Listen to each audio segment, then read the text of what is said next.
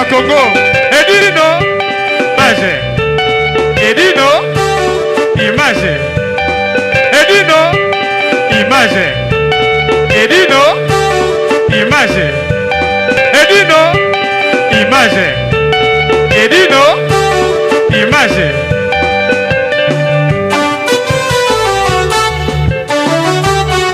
Ouais.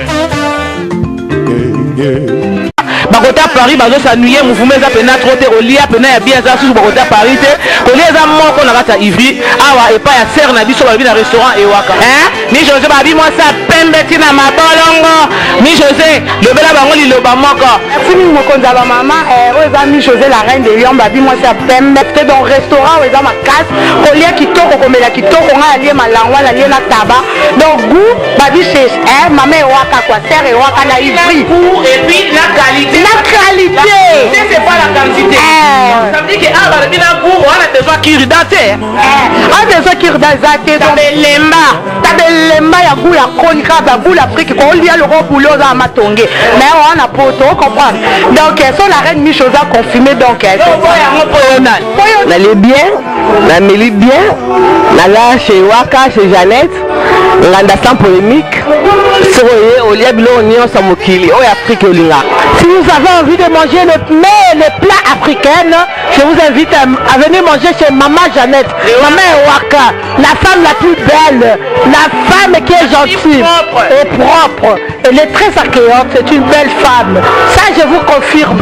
Ah, pensa soboye, boko sepela. Ah, tozanga elorote. Eloro nyonso olimolia ezali. Olingi pondu ponga aza muluba na mingi pondu. Donc pondu ezala raté. Olingi makelele pe okolia yango. Donc nyonso ezali. Donc boye bele boko sepela. Ba fille bien de bazali. Et j'ai beaucoup de respect parce que ce restaurant est un beau restaurant où le milieu est convivial.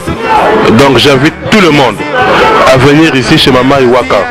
C'est un restaurant où on boit,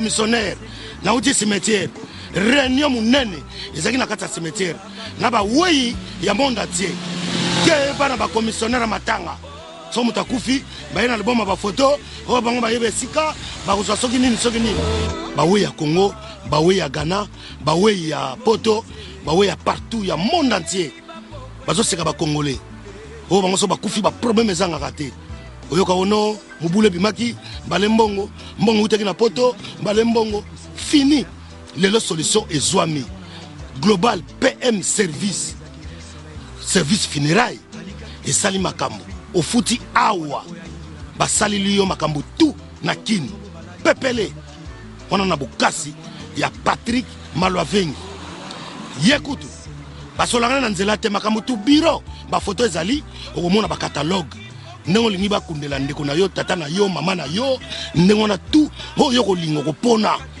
kuna na mboka bakozwa nyonso en charge kobana communiquer na batelevizio nyonso ya Congo badiffuser communiqué écologique yo pesi kaka photo cercueil corbillard chapelle ardente nyonso uta na poto babashe bakiti miziki yo kobeta na matanga nyonso wana uta na poto makambo tu wana awa bokosola na bureau na bango na Château Rouge na bongi Château Rouge solution ezwami makambo te oyo balelaki boye totindi boye te donc nyonso ezoleka awa so mpe famille eza na mobulu baza na capacité kozwila police nationale eye mpo esala sécurité levé du corps bato bakomema ngo bata sécurité balata uniforme suka na masolo ofuti awa bakundeli yo mowei na kini na ndenge ya bien na bakalite ya bien miziki ezali oyo olingi ebeta ya mboka na bino mboka tu bakozwila miziki okobeta